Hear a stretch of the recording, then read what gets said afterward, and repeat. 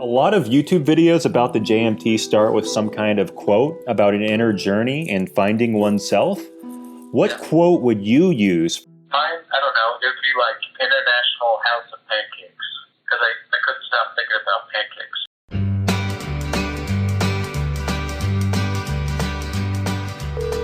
Hello? Joe Bags, what's up, man? Hey, what's up, man? Hello? Pizzy. Hey, what's going on? Remember I told you about doing that interview for the JMT? Oh, God. What do you think would be the best way for me to become a Thru-Hike influencer on social media? Are you really experiencing the moment if the whole goal of it is to post on Instagram and be an influencer? I don't know. Hashtag never stop believing in yourself. I really underestimated how cold it would be at night. You know, I ignored a lot of really basic advice rather than overreacting to the advice. This was pretty much my first real backpacking trip, was hiking along the JMT, which I was warned by the ranger and kind of laughed at. And I was just trying to figure out how to set up my tent and how to fall asleep and the real basics of backpacking. Roll that bean footage. Maybe it took a dump there yesterday and it's a paleo deer. If you were to choose a trail name, what would it be? Picking a trail name is demanding that everyone adopts a nickname for it. That's just, come on, no one likes it when people do that.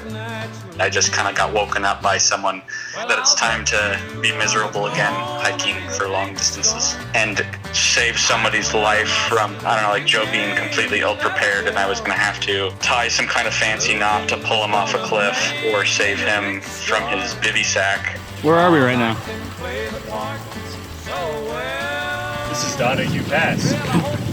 You know, I did watch videos about how to poop in the woods, so I can't really say that I didn't see the reality of it. And I highly investigated the bidet option, which I convinced Joe to do. I know that. You never shit in your pants?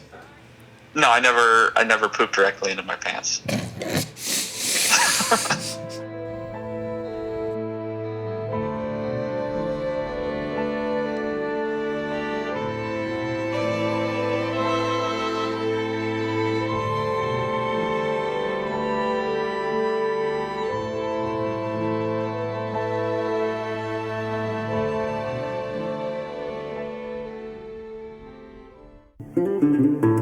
I brought my fishing pole, which was completely ridiculous. I didn't catch any fish. I think I went fishing 4 or 5 times, actually.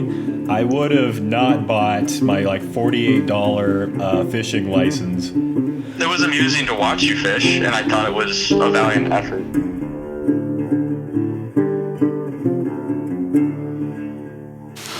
Joe.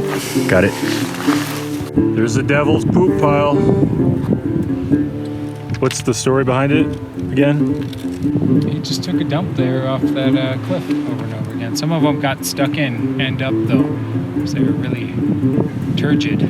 So what's my end goal here? I'm not working hard so that I can contribute anything meaningful to society. I'm working hard so I can get out of society. If I had the chance to do it again, I'd be interested in seeing the parts I didn't see. Paul just took off. He said his foot was hurting him, so it's probably for the best. There's some long stretches ahead where if it started to really bother him, there wouldn't be any place for him to pull off. So, yeah, it's probably for the best. We did about 16 and a half miles yesterday, and that was pretty strenuous. So after VVR, we do about 14 and a half on average every day, probably more or less, depending on where we can camp. So if it's hurting him this early, then probably wouldn't have worked out in the long run. Today, we're at least going to try and get to Deer Creek, but hopefully Duck Lake, which I think is we'll make for a 12-mile day. But yeah, it's a beautiful day. Weather's been really nice so far. Joey's resituating his backpack. and dancing as well.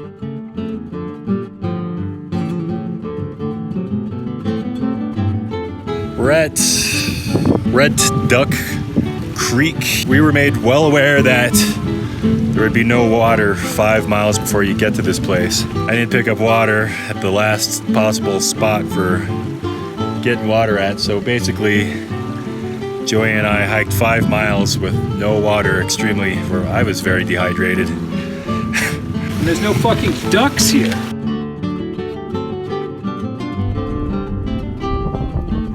At Victoria Lake, beautiful lake. And Ryan's gonna ruin it by freezing himself to death.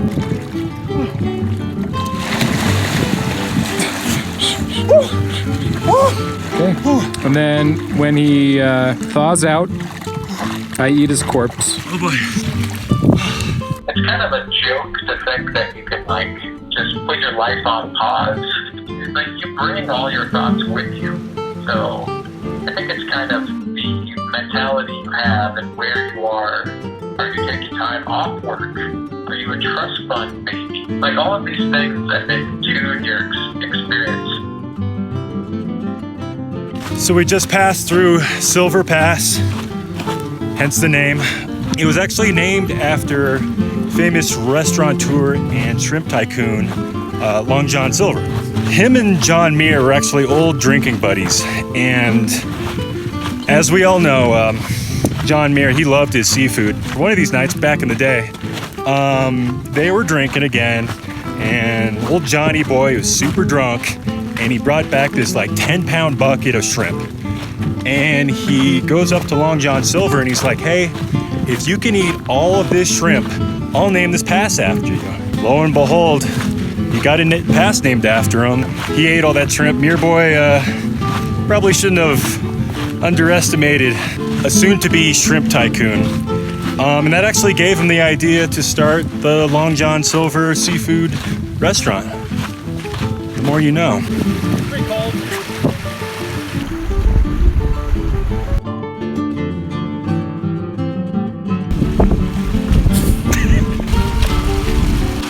Cleaning up that beehole.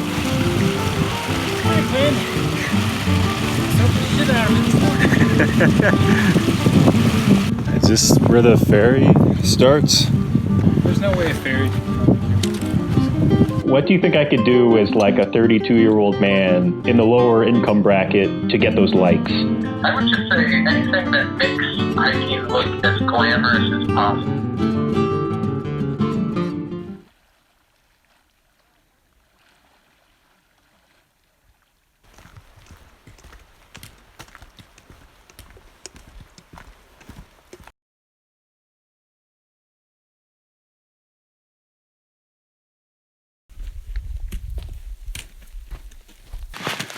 We just hiked through Selden Pass, named after Michael B. Selden. A lot of people think that this pass was named after him, but that's not exactly the case. He was a local moonshiner, and guess who his favorite customer was? Old Johnny boy, John Muir. He was always hounding this region, sipping up every last bit of moonshine that Michael B. Selden had, always kind of causing trouble. But one day, Michael woke up and found that, Johnny had been, how should I put this lightly, making sweet love to his daughter. Her name was actually Willie Selden, but everyone called her Willy-nilly Selden. Michael B. found them, and shotgun in hand, he said, "You better marry my daughter, or I'm going to murder you right now." John Muir didn't have a choice. Married his daughter and named this pass after her, Nilly Selden, Selden Pass. That didn't last too long, though. She died of alcohol consumption. He couldn't take back naming the pass after her, unfortunately, or at least to his dismay. So that's where we get Selden Pass from. What would be the soundtrack to your personal experience? Anytime there's something basic, pretty, Michael McDonald. His delivery and breathy singing voice are so so weird that it's kind of easy to imagine him singing while like hiking with a pack on and being kind of winded. You don't know me, but I'm your brother.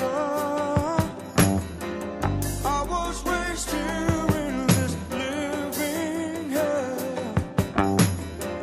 You don't know my kind. Yeah, people traditionally cook pizza in here with stoves, actually. The Muir hut is intended as a temporary shelter and pizza oven for hikers caught in storms on this exposed section of trail. Huh.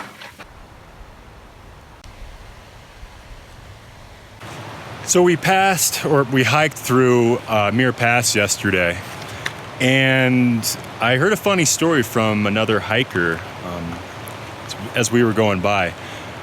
Apparently, John Muir wanted to name all the passes after himself, as in like Muir Pass number 1, Muir Pass number 2, Muir Pass number 3, and so on.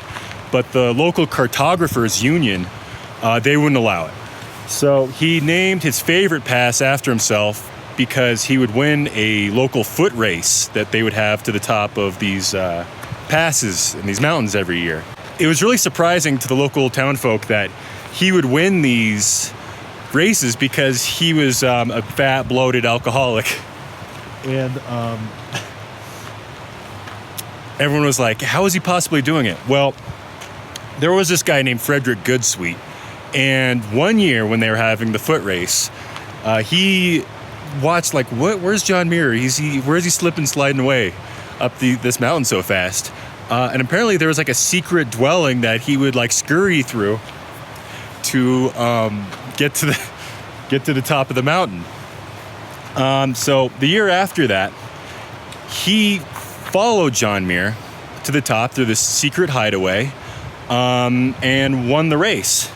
Well, supposedly won the race because no one ever saw Franklin Goodsweet again. A lot of people have reported that possibly John Muir murdered him and buried his dead body at the top of the mountain in this hut that he made for hikers to take a stop at. You know, I believe this is the spot where John Muir spent his last alcohol-fueled days before he ended his life. Actually, yeah. Yeah. If you actually needed shelter, you could jump in here. Or if you wanted to like commit murder too. But no. Yeah. Some say this is where Frederick Goodsweet's body is buried. I don't know, but that's just the local lore. But I mean, it makes sense. Hashtag JMT. Hashtag Wanderlust. Hashtag Wanderlust. Hashtag Wanderlust. Hashtag Whale Rock. Should I like slump over with my ass hanging out? What do you think would be the best way for me to become a Thru-Hike influencer on social media? You have to draw people to it for as many reasons as possible that actually have nothing to do with the experience.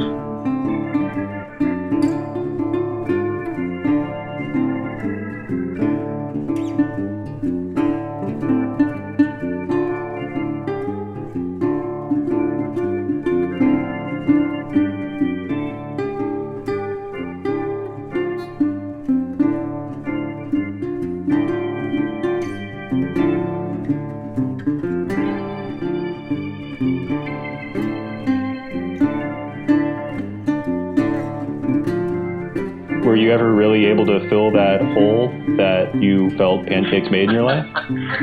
Yeah, actually, I had some really good pancakes.